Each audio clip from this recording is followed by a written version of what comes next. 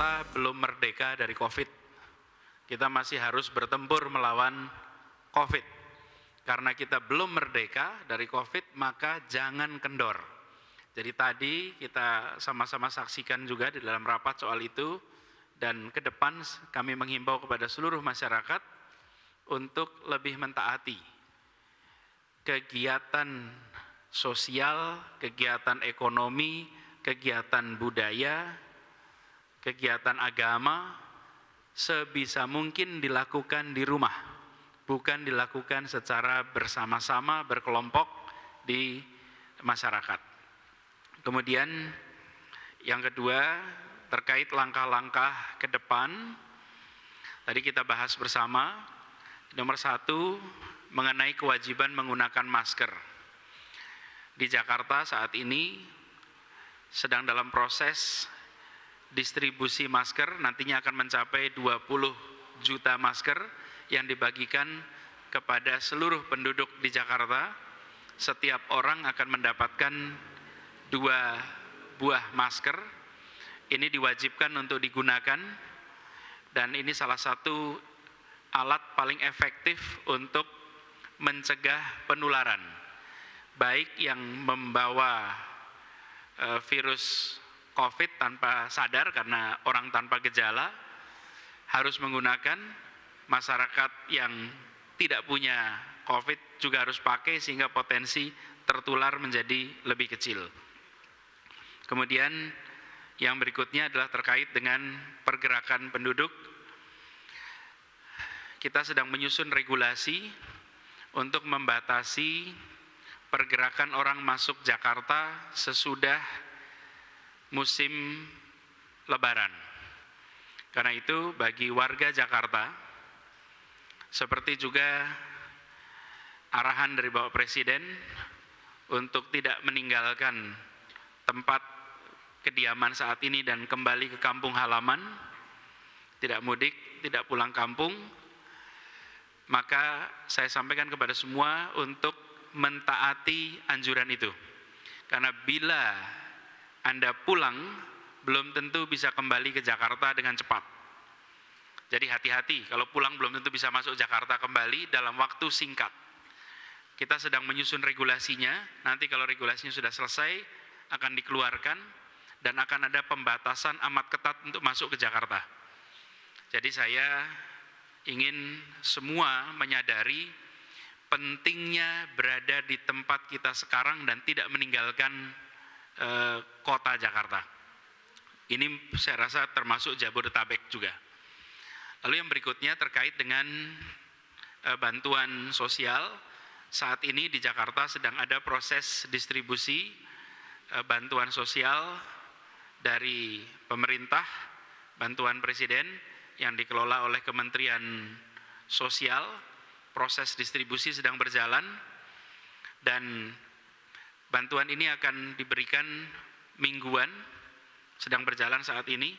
Mudah-mudahan nanti bisa tuntas sesuai waktunya. Dari DKI sendiri nanti akan memberikan bingkisan bantuan sosial menjelang Idul Fitri, yang nanti proses eksekusinya akan dilakukan sekitar seminggu dan 10 hari sebelum Lebaran. Bansos ini ditujukan untuk menjangkau masyarakat lebih banyak daripada yang pertama. Yang pertama kemarin kita sudah lakukan menjangkau 1,2 juta keluarga, dan alhamdulillah sudah terdistribusi dengan baik. Apakah sempurna? Tidak. Ada kekurangan sana-sini yang menjadi bahan bagi kita untuk memperbaiki. Kemarin ada 1,6% dari distribusi yang sampai kepada orang yang tidak berhak, lalu dikembalikan. Ada yang salah alamat, ada yang orangnya mampu, ada yang orangnya sudah meninggal. Itu semua menjadi bahan untuk koreksi dalam distribusi yang berikutnya. Tapi kami bersyukur bahwa 88,4% terdistribusi dengan baik. Tapi biasanya yang 88,4% tidak jadi berita. Yang jadi berita biasanya yang 1,6% yang bermasalah itu. maaf 98,4% terdistribusi dengan baik. Dan dalam waktu yang cukup singkat bisa mendistribusikan 98,4% pada keluarga yang tepat.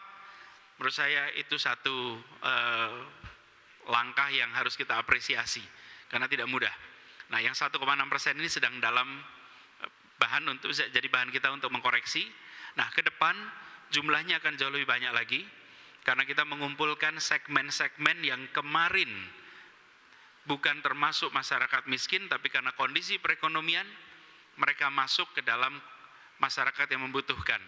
Nah, nanti sesudah ini lengkap kami akan umumkan secara detail baik segmennya maupun jumlahnya. Tadi sudah kita bahas, tapi lebih bijak bila sudah terstruktur lengkap informasinya baru nanti kami sampaikan detailnya. Tapi angkanya akan mengalami peningkatan yang sangat besar. Jadi jauh di atas 1,2 juta orang yang kita dukung, kita fasilitasi kemarin. Jadi kita berharap dengan cara seperti itu maka masyarakat akan bisa melewati masa-masa pembatasan sosial ini dengan baik. Itu sebagian dari yang kita bahas. Tentu yang dibahas tadi ada banyak, tapi sebagian yang kita bahas itu saya menghimbau kepada seluruh masyarakat, kami semua menyadari bahwa berada di rumah selama berminggu-minggu itu bukan sesuatu yang nyaman. Tadi kita bahas sama-sama. Minggu pertama mungkin mengasihkan, minggu kedua mulai terasa beban, ketiga, keempat, kelima. Nah, kami mengharap pada semuanya bahwa ini dilakukan semata-mata untuk melindungi dari penularan. Dan kita semua tidak ingin melakukan pengendoran di saat virus itu masih ada di mana-mana. Jadi saya berharap kepada seluruh keluarga, mari kita lebih serius sampai tuntas PSBB ini, dan kita berharap sesudah ini nantinya lebih cepat. Makin disiplin kita, makin cepat selesai. Makin kita tidak disiplin, makin lama ini selesainya. Jadi bersabar, tentu bukan hal yang mudah, kami sangat menyadari sekali. Tapi bila ini kita tidak lakukan, maka potensi masalah menjadi lebih besar. Saat ini kita menyaksikan akibat pembatasan itu begitu banyak orang yang kesulitan secara ekonomi, pekerjaan yang hilang, mata pencaharian yang hilang. Insya Allah mata pencaharian yang hilang itu nanti bisa kita cari gantinya. Insya Allah kita bisa mendapatkan gantinya. Tapi bila terjadi penularan, harus dirawat di rumah sakit, bahkan sebagian meninggal, belum ada subsidi yang bisa menggantikan itu. Kalau mata pencaharian hilang, kita bisa siapkan bantuan sosial. Tapi bila sakit sampai meninggal, tidak ada pengganti yang kita bisa lakukan. Karena itulah mengapa kita semua harus sadar betapa pentingnya melewati masa-masa sulit ini dengan disiplin tetap berada di rumah. Bapak Ibu sekalian yang saya hormati, barangkali ini yang bisa saya sampaikan. Tadi pertemuannya lengkap seluruh jajaran. Jadi dari mulai Pak Pangdam Jaya, kemudian Kepala Kejaksaan Tinggi, Kepala Pengadilan Tinggi, Panglima Komando Armada 1, kemudian Danlan Tamal, Kasgartap 1 DKI, Pangkoops AU, Kabinda, dan juga Kapolda, dalam hal ini diwakili Karo Ops Polda Metro Jaya. Kita semua membahas cukup panjang dari sore hingga malam, dan insya Allah hari-hari ke depan Jakarta lebih cepat terbebas dari COVID. Demikian penjelasan dari kita. Terima kasih. Assalamualaikum warahmatullahi wabarakatuh.